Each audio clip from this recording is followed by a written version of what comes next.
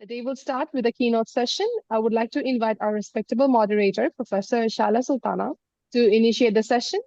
Professor Sultana is the professor and the director of the BRAC Institute of Languages, BRAC University, Bangladesh.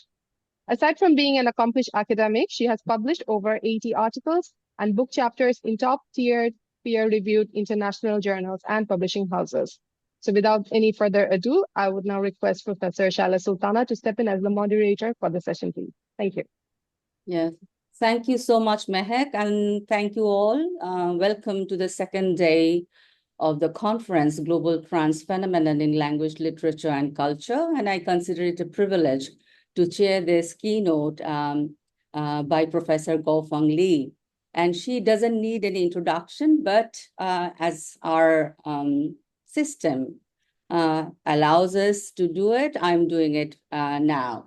So everybody knows her, as I have mentioned, for her work, for her commitment to social justice and equity through translingual movement by supporting translingual movement.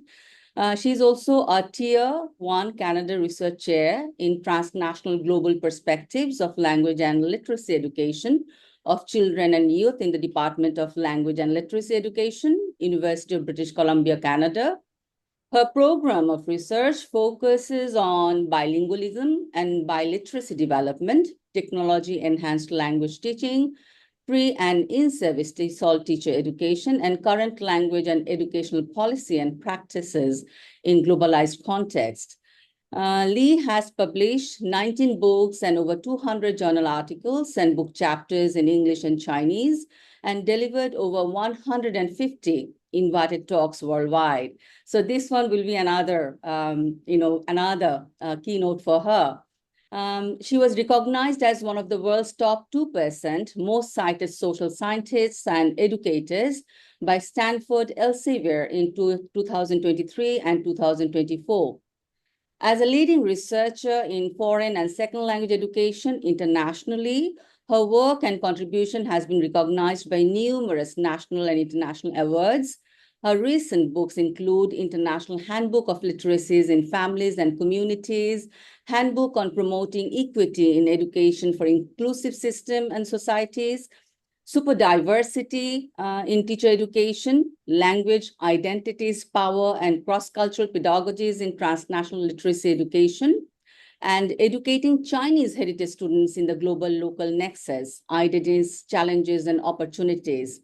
Li was a co-editor of Journal of Literacy Research and serves as an editorial board member and reviewer of many key SSCI language and literacy journals.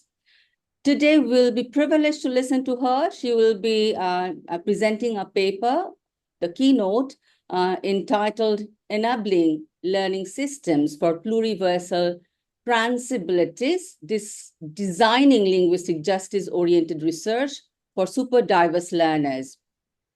In this keynote, she will be talking about the educational practices that can be, that are deeply entrenched in monolingualism and Eurocentrism. And she will show us how we can challenge those monolingual biases and Eurocentrism that we observe in the education system.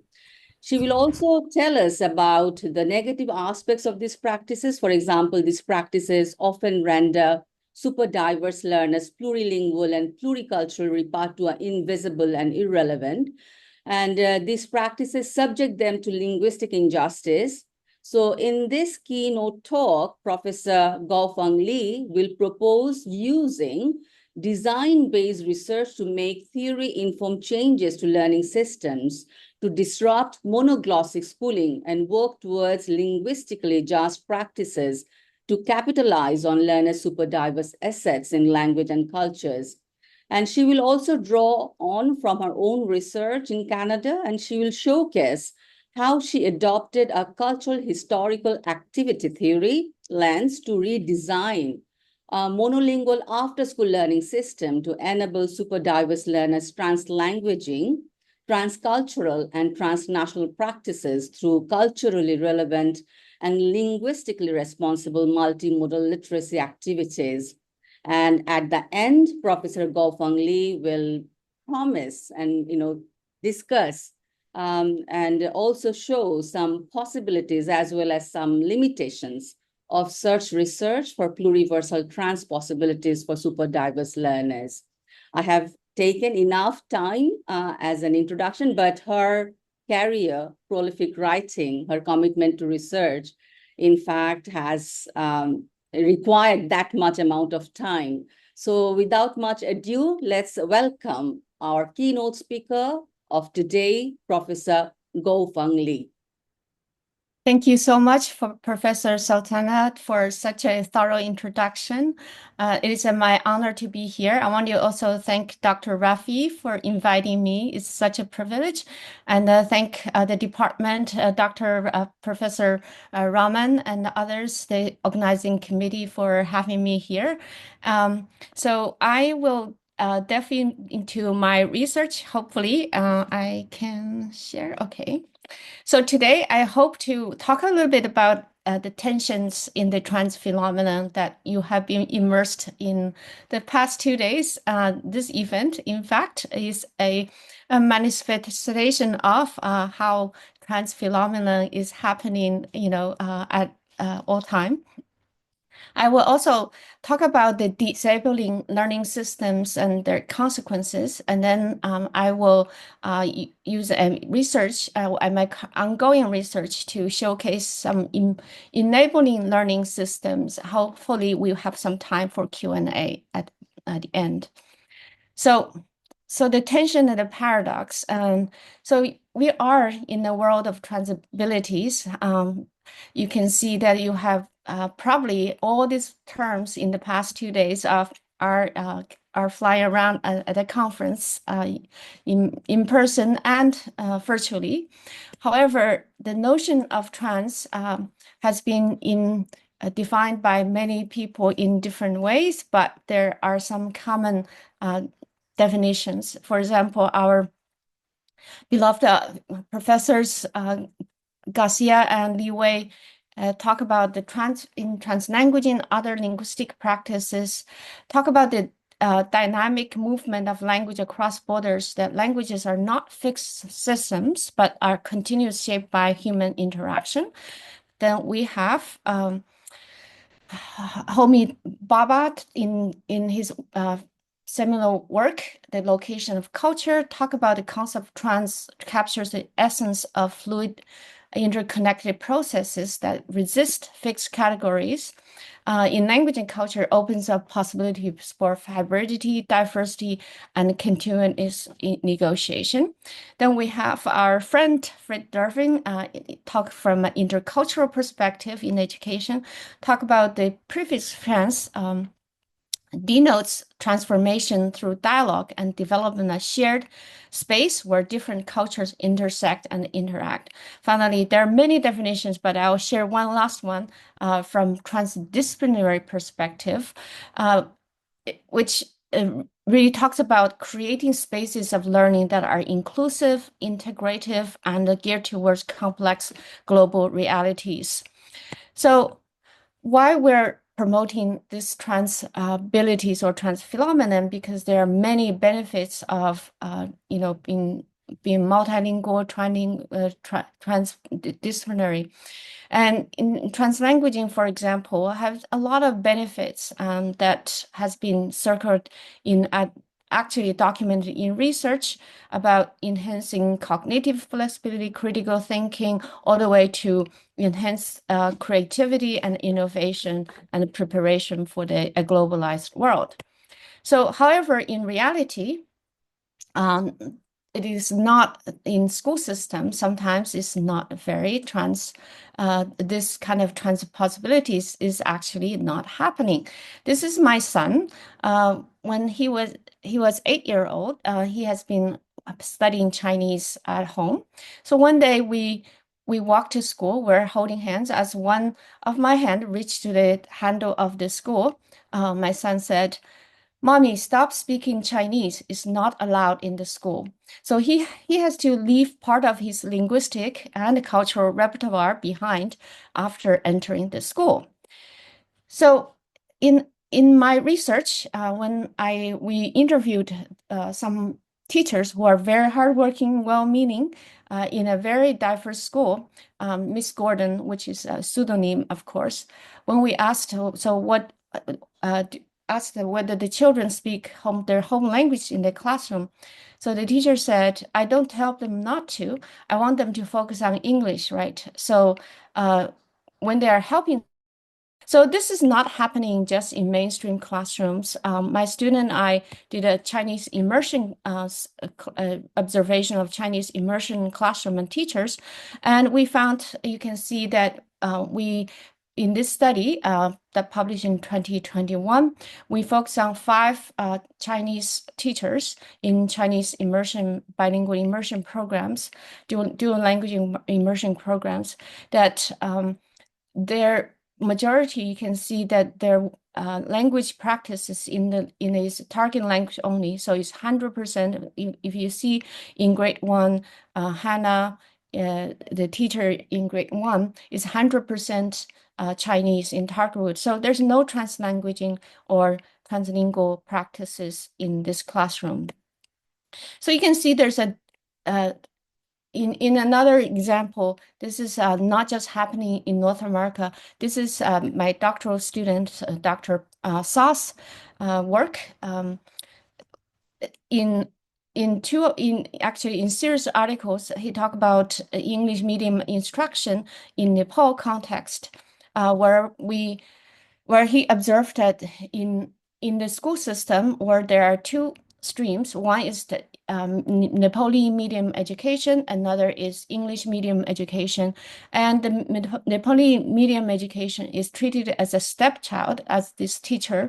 And this actually principal said, well, I'll give you an example. The mother has 2 children. One is her own, the other is her stepchild. The mother will treat them differently. That's exactly the situation here in the case of English and Nepali medium education. It's not just that in Nepali medium education as a stepchild, even within the English and Nepali medium education, other languages in the schools are prohibited. For example, Pramod asked one of the teachers, say, well, you think that when you use local languages, help them students understand better, in this case, the Bajuri language. So why don't you use that rather than Nepali? And the teacher said, the problem is that the Bajuri language is somehow vulgar. It gives a sense of vulgarity to the students and any other people. And so the teacher keep emphasizing that the language is vulgar. So this actually, students in the school also internalize this kind of perceptions of non-dominant language as bad language. In this example, Pramod and the students interacted to say, well, some bad boys speak Bajuri, so if you speak the local language, then is bad. And then Pramod continued with the conversation. They say, well, one of the students, Mohan, mostly speak Bajuri, and teachers always beat him. And then Mohan said, no, I only speak the language if there's no teacher around. Then what's wrong? Pramod asked, what's wrong with speaking Bajuri? And another student said, the Bajuri is not allowed. And then another student said, it's not a good language. So you can see that when students have multiple language abilities, but they are not allowed to do translanguaging or even use it in the school system. So what is the consequences and harms of such monolingual practices? So, for example, in one of the studies, we asked students, like, they actually are becoming monolingual. So I just want to speak English. The student emphasized that it's English. It's not just any English. So then the student, of course, many of the family members don't speak English. So we asked one student, so do you family talk in English? And at least one of the students said, well, when my parents say something in Amharic, I'm like looking at the emotions they're doing, then after I know what they're saying. So it's basically a lot of the breakdown of communication, just communicating by guessing. So in the right of the slide, that many, in fact, many of students, we ask them to do linguistic portrait. They actually are very multilingual. In this case, this student in here showing that she knows English, Tagalog, and Tawali. So then we asked students, do you want to learn your language? Some students said, no, not ever. I don't want to learn my language. And some students are maybe thinking about it, saying, you know what, not yet. I will learn, but I don't know. It's just not yet. So they're reluctant to learn. Some of them already very firm, they're not going to learn. So in another study where we actually measured students' bilingual development, this study, which was about a population of 151 Chinese learners, we tracked them longitudinally from grade 1 to grade 3, and you can see that their English, which measured by the proxy of vocabulary, by Peabody picture vocabulary test, from year 1 to 3, their English are increasing steadily. However, their Chinese, which is in the orange line, is starting to drop in year 2. So they started with much higher Chinese proficiency in year 1, but by second year or by third year, the status of the two languages are reversed. So you can see that as an example, that in multilingual Canada, where ESL students are the majority in many of the schools in Metro Vancouver, for example, and many people are claiming they had a mother tongue other than English or French, which are the two official languages in Canada. And many of them are losing their mother tongues. So you can see from the news report across Canada that many of them are losing their mother tongue in multilingual Canada. So what are the harms that we're seeing? Not just the language loss, but also what I call intersectional harms. When some of my colleagues did a review of back how immigrants were perceived when they're not speaking the dominant language, they were considered back in the 1920s. Historically, there were categories of morons, imbeciles, and idiots. And in more recent studies, there are considered, if you are not speaking English, then they're considered lack in intelligence, they're stupid, and they're considered to be the ones who contributing to lowering the students' achievement scores. And they're also stigmatized as racially inferior. And studies have shown that teachers also hold lower in expectations, perceptions, and which cause shame, anxiety, and fear among students. And you can see that the harm is actually cultural, social, and academic, and psychological. And because they eventually will graduate from school, it will affect their college entrance and future employment. Therefore, they also have economic harms. So some examples from recent research, for example, in Umansky's 2016 study, where they found, is a quantitative study where they found that by simple English language learner classification lead to about substantial negative net impact on students' math and English language art test scores in grade 2 through grade 10. And it also caused psychological consequences and anxiety when even among older students, you can see in Barney's study.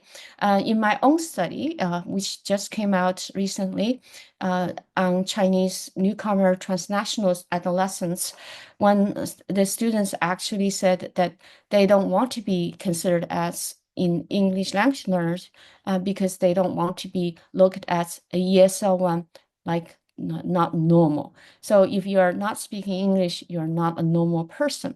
So you can see that there are a lot of intersectional harms.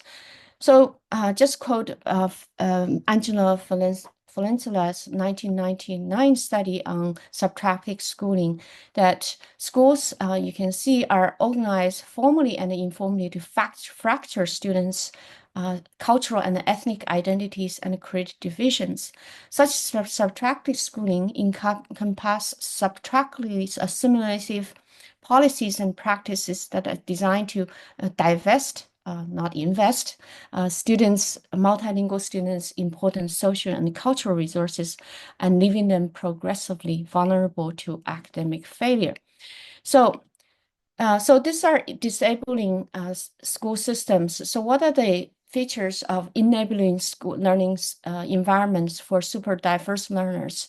We have a body of research talk about how enabling learning environments must be linguistically responsive, must be plurilingual, they must be culturally relevant, and they need to be pluricultural. They also need to be accessible and inclusive. That means that to different kind of learners, and so they need to be pro-model, and they need to include multiple their languages, varieties, cultural knowledges, awareness, and experience and worldviews, which means they need to be social culturally sustaining, and in a sense they need to be pluriversal. So I'm going to delve into how to design this kind of enabling learning systems through research, using my own ongoing research as example. So the study I'm going to be sharing is about impact on after-school reading program on super diverse students' reading motivation and engagement. This is in a local school with over 600 students, including grade K-12, grade K-7 students. And the majority, actually, more than half of the students are English language learners or super diverse learners. And the highest percentage of home language spoken are Punjabi, Mandarin, Hindi, Tagalog, and Arabic. And on the right are my research team members. They are, in fact, as we speak, they are hardworking collecting data on this project.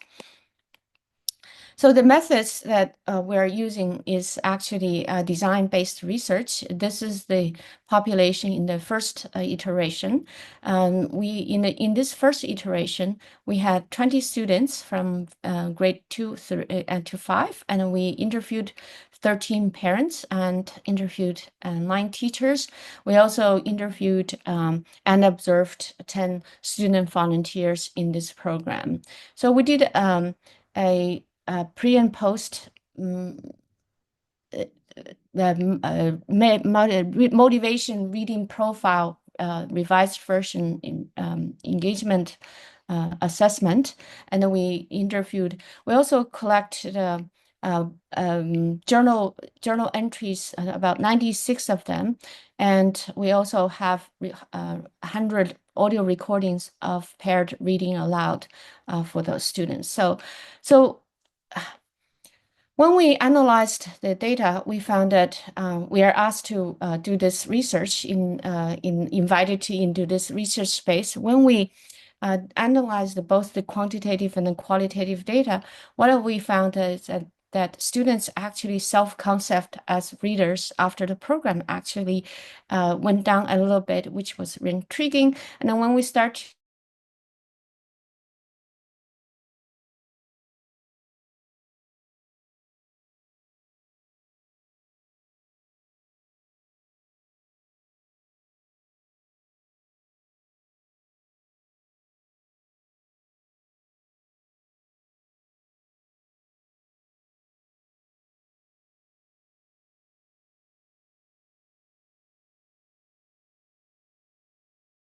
more details, description of our findings, that English monolingualism as the norm, and English really all the participants with actually practice or adhere to the superiority of English language over other languages. So it's very similar to the early studies that in other contexts that we reviewed.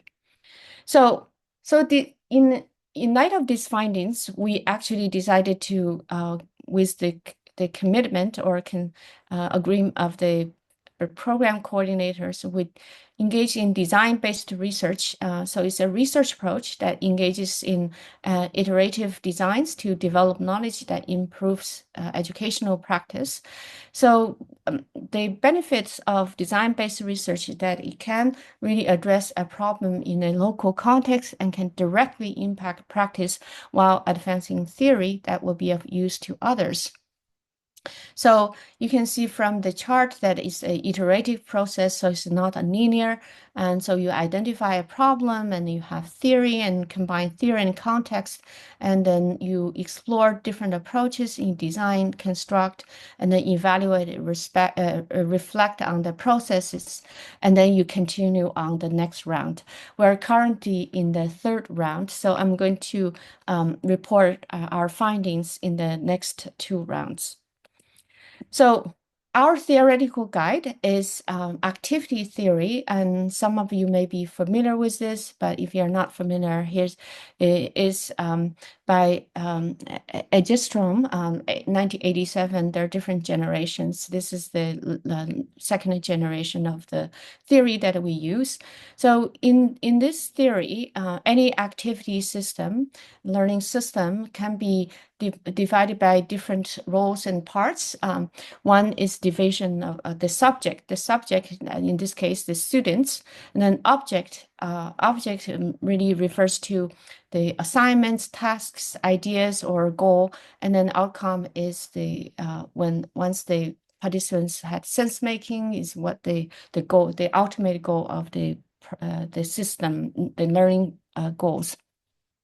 And this system is also governed by rules, different ways of being and behaving, and is governed is within the community of learners.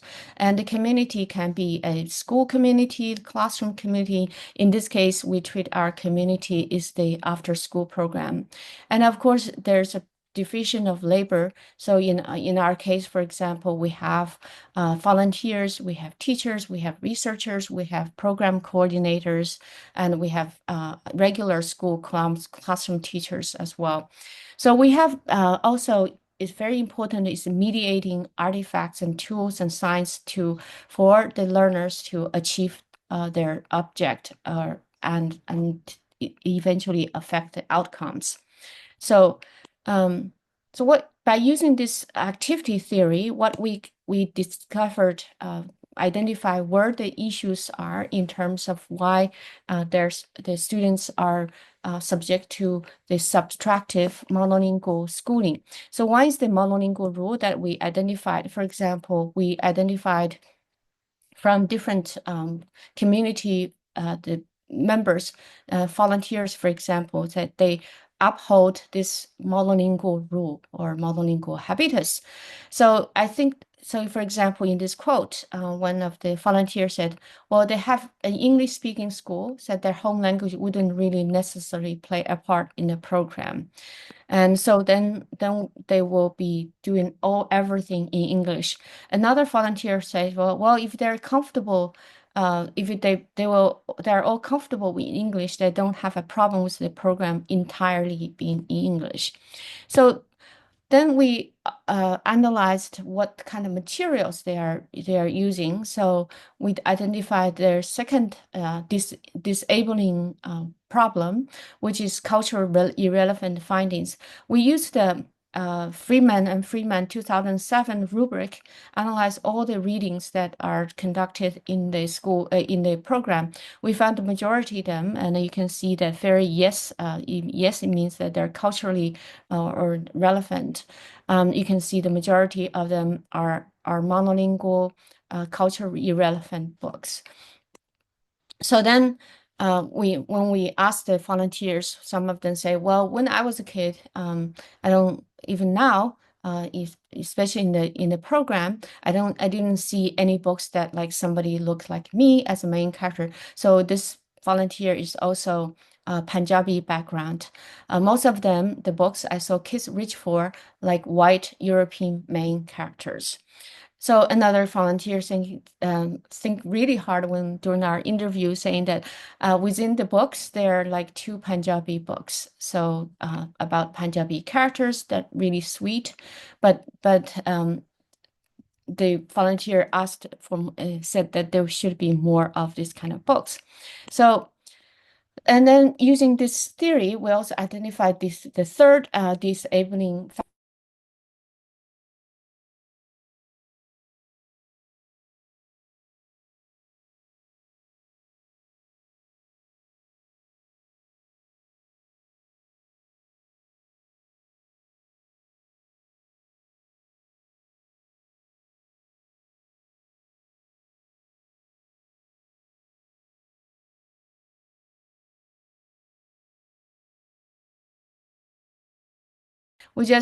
Role is actually absolutely to support English, not any other languages.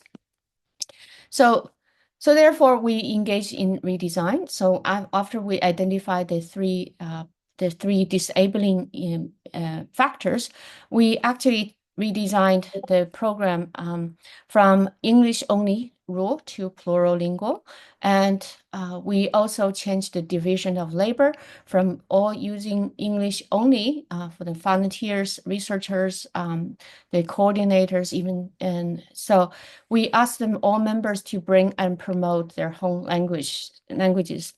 And the most important thing is that we changed the tools and artifacts. From monolingual books and written responses to cultural relevant books and multimodal art-based tasks. So our object was from moving the object of the original program from read and write in English only to affirming plurilingual and superdiverse cultural identities. Our intended outcome is to help students avoid internalizing the monolingual ideology to developing plurilingual habitus. So this is how we did it. So in the second iteration of the research, after we identified problem, we made the following changes. We've really focused on supporting multilingualism through their identities and help students communicate their ideas across different languages. What we did is, first, we did volunteer training on multilingualism. We developed a 3-hour online module, which includes 3 sections: multilingualism in oral activities, multilingualism in reading strategies, and multilingualism in writing activities. Of course, we have overarching training on the importance of promoting multilingualism on volunteers. And second, we changed the artifacts. So we changed the themes and the books that are read was from monolingual, cultural irrelevant to cultural relevant books. We talk about their Canadian experiences, their transnational experiences, and we changed the very monomodal written journal activity to multilingual journal activities. We did a lot of diverse mediums and using both digital technology when available, and we did all kinds of cultural relevant multimodal activities, such drawing language portraits, hijab design, design migration map, and decorate identity scarf, and do collage and color respectful rugs. So you can see our tools and the object is very pluricultural, plurilingual, and plurimodal. So on the left, in the table, you can see the books are culturally relevant books and our arts-based tasks. And then here on the right, there are some examples of the multicultural books and multilingual, plurilingual books.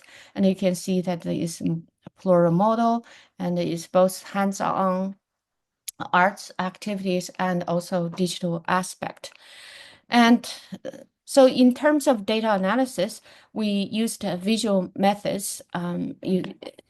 Ginny and Rose visual methodologies. We look at 3 sites of production.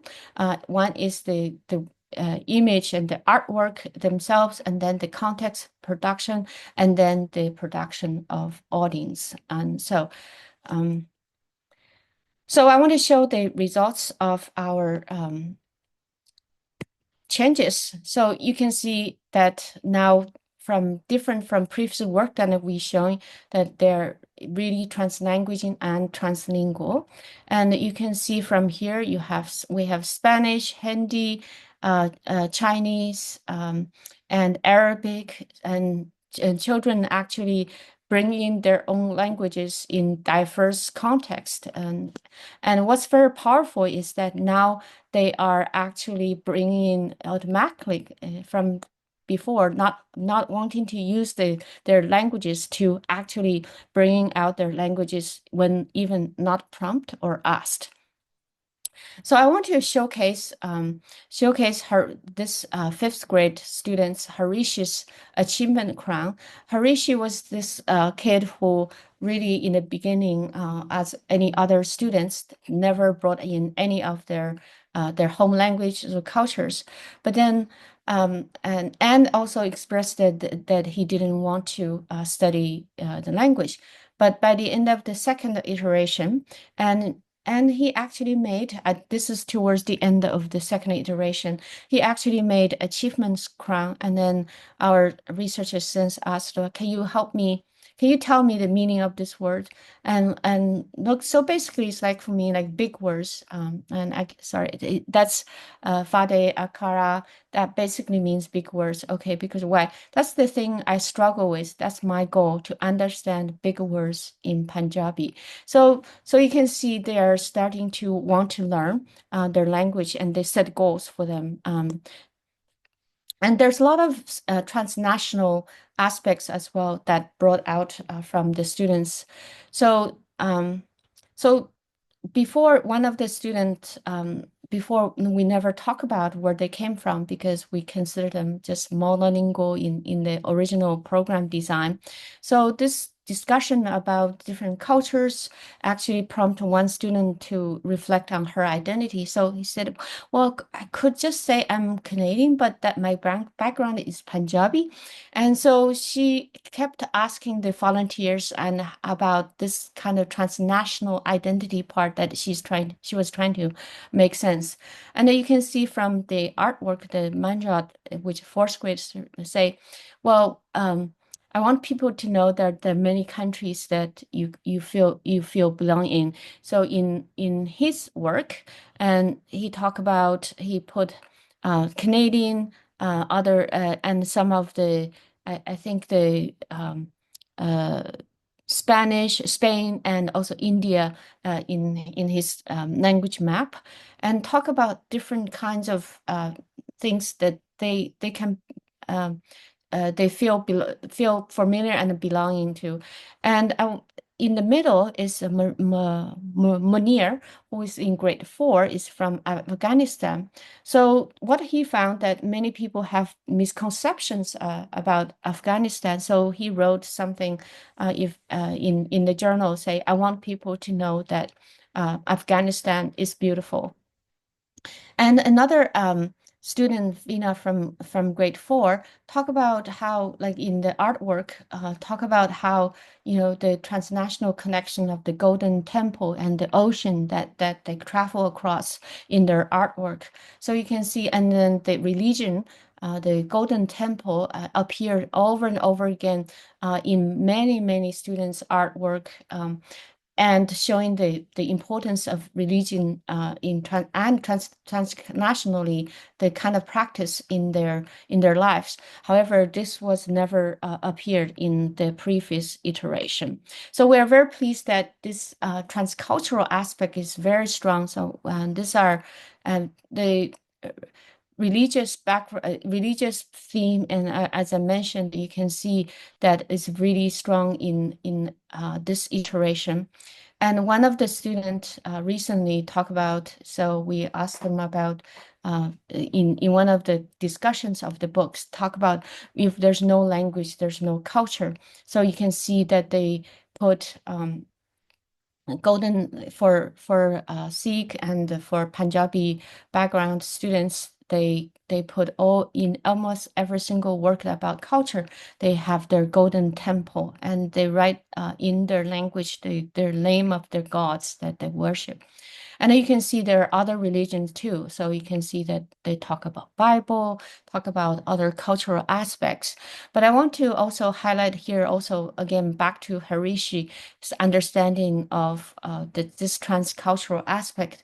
You can see in his prayer rug, he talked about be kind and named many different cultures, Ramadan, Fasaki, Christmas, and even Lunar Chinese New Year. So just he talks about don't make fun of people, and it's very important to respect all cultures and religion. So I want to highlight this very important discussion that recently take place among the students. So one of the student in reading one of the books, and one student say, "What is religion? It's about seeking something." It's very profound. And another student said, "Is sick. I'm sick." And then another student said, "I don't know my religion," which actually so the student actually later had really interesting reflection. And then another student said, you're technically Sikhism if since you are Punjabi, if you're Punjabi, your religion automatically becomes Sikh. And then another student said, no, you can be from a different culture and still be Sikh. You can be Punjabi and be a Christian. So you can see that this transcultural understanding are very, very are bringing out in this reading. So what I want to highlight our findings is very exciting, is about transpositioning. In Professor Li Wei and Li's work in recent on transpositioning, they define transpositioning refers to a professional and iterative shifting of the identity position of actor in communication, and to release oneself from given frameworks, habitual patterns of thought, generating possibility spaces in which one develops new routes of thinking in conjunction with other participants. Transpositioning underscores the inherent fluidity of one's self, manifesting as continual transformations of perspectives between and beyond fixated identity options. And this is what we see now with cultural, with the changes that we made in the activity system. So in this student Annie Lore in grade 2 really talk about, well, I only sorry, I put in the wrong date, is actually 2022, and she talked about only English. This is from Annie Lore was from Ghana.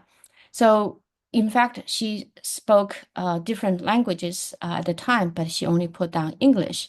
So then in October 2024, and you can see in the middle is EWE, is her language U, and she actually start to teach others language, say, well, this means in my name means joy in you language. So, and then, and in the, you can see that she was transpositioning herself from being monolingual to actually have other languages, to plurilingual. So in our one of our research students asked, how do you say, how are you? She said, Ofa. And then our research student, how about thanks? Akpe. So you can see that that she's transpositioning from a monolingual person that only is English learner to a plurilingual and to a teacher of English. So a teacher of her language, say, in fact, in just recently, she acknowledged that back in Ghana, I couldn't speak English. So back in 2022, she only put English in her profile. So this is an example of children transpositioning from being an English language learner only or English language learner to language teachers and cultural brokers. And there are several examples here. So you can see in the middle or on the left, actually, Himat and the two, they brought their own languages in their artwork. And this recently on the left, and the students, and just when we talk about different kind of festival, we just had the Diwali, and so they just decided to write in their own languages and of different important keywords for the festival for the community. And in the middle is our research assistant. The children start to teach our research assistant their languages. In fact, there are such strict teachers. When each week when the research assistant go back, they check on their language learning in their language. So if I can, I will just. It's fun if I don't do this one. It's a good idea. Yeah, it's there. Gift present. Can you help us pronounce it? What? This. Regalo. Regalo? Regalo. Regalo. Oh, which regalo? Which language? What? Which language? Spanish. Oh. So here are just example of how the children are constantly teaching their languages to researchers, community members, and volunteers. Oh, sorry. It's fun if I don't do this one. Okay.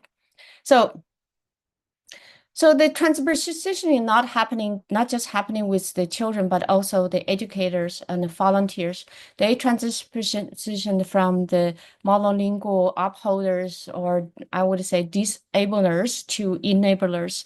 And when reading this book called V in Between, and the volunteers and start to now, after their training, they start to elicit students' first languages. So anyone know what's V's feeling now? And then many raise their hands, say sad. And then the volunteer said, how do you say sad in your languages? And then children start to say sad in different languages. And then very magical thing happened when they were reading different books. And one of the volunteers say, one of the students, B, try to read some of the pages, headers in Punjabi. I think I can read this. So very, very excited that they see the words they can read. And then the volunteer say, what does it say? Is read, and then the student reads in Punjabi. And the volunteer continued to say, do you understand that? I said, yeah, it's like we're on the way going to school. It's like almost there, we're almost going to school, we're walking. So you can see that the children are actively bringing in their language, and the volunteers now very different practice from before, where they know the language, they don't want to acknowledge that they know the language, they only want English only. Now they are actually encouraging children to become but to use their first languages. So in small group discussion, again, this is very interesting. This transpositioning happening. And one of the volunteers say, well, does your family speak another language? And then Celia said, well, the Philippines. And then another student, Hema, say, Tagrina. And another says, so I speak Arabic. So the volunteer asked if they know any words in their language. So, and then Hemat says in Tagrina, they N means means water, and then the RA asks, how do you say drink water in Tanzania? And then Himat said Satame, and then he even wrote the alphabet for the volunteers and the community, and explained that there are more than 300 alphabets in his language, and we have this. You can see that so you can see the well, what I want to also mention is that transpositioning is not just the humans, but also the non-human agents. So what we found that because of the multilingual, the plurilingual context now in the program, technology really plays a huge role in enabling this languaging, transcultural, transnational practices. So one of the students asked how to spell Punjabi in English, the word Punjabi. So the volunteer spelled it out for her afterwards. So another student asked, well, can you look up, this is from the field notes, say, write Punjabi in Punjabi. Then the volunteer used Google Translate to show her the results. And then looking over another student writing in Punjabi, decided to write in Punjabi as well, although she previously wrote Punjabi in English. So you can see that technology is present, and this technology as a non-human agent actually is enabling plurilingual practices in the context. So I also want to mention that this transpositioning is not just happening just in this system, but we also added an element where we include parents in the picture. So there's transaction between school and home. So you can see on the right where we have every week, we have a take-home exercise or take-home task for the students. And the students actually, the family actually speak Telugu, and parents actually wrote some of the words and phrases and responding to the question. This is only one page. There are others in their language and translate. It is providing a dictionary and some questions. For example, what does their name mean? How to write their name in their languages, and etc. So back to Eleanor. So then she talked about, my dad told me that not only just talk about the language, but also the meaning behind the language or some of it. So Eleanor said, my dad told me that the red is for the brothers and sisters, and the yellow is for the gold, and the green is for the land and the nature. So it's a lot of transaction between the school and the home program. So in summary, that you can see the example that we are really possible to design for research or spaces for pluriversal trans-abilities. One is that children are capable of creating knowledge that reflect the pluriversal life worlds that come from.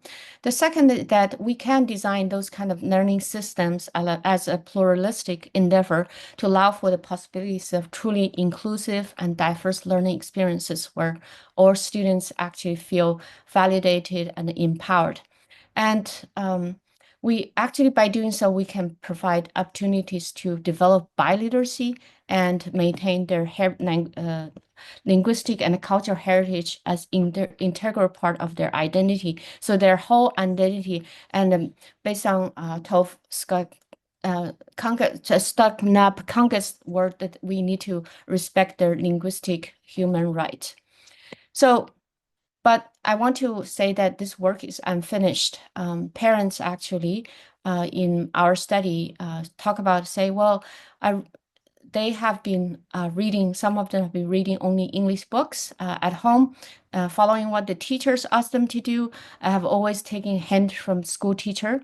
And teacher said, well, I want them to focus on English. And then at the policy level, many of them, very few policy have developed to really support this kind of multilingual realities of schools and communities. In fact, the opposite to a lot of the language policies in the Canadian context is supporting the official bilingualism rather than supporting students' plurilingual repertoires. So I think future directions for work for our research need to continue the iteration. We cannot really just focus on the after school program. We need to how to support parents to advocate for plurilingual practices, and to see also how the learning system in the home context interact with school context. Schools, teachers, classrooms can be another micro learning systems that need to be redesigned to align with the plurilingual reality. Another system is the policy level, how the policy level learning systems can be redesigned. In fact, we want to not just redesign the systems, but how these different learning systems really speak and interact each other to foster a common goal of supporting plurilingualism for trans possibilities. So I will stop there. Thank you very much for listening, and hopefully we have some time for a Q&A.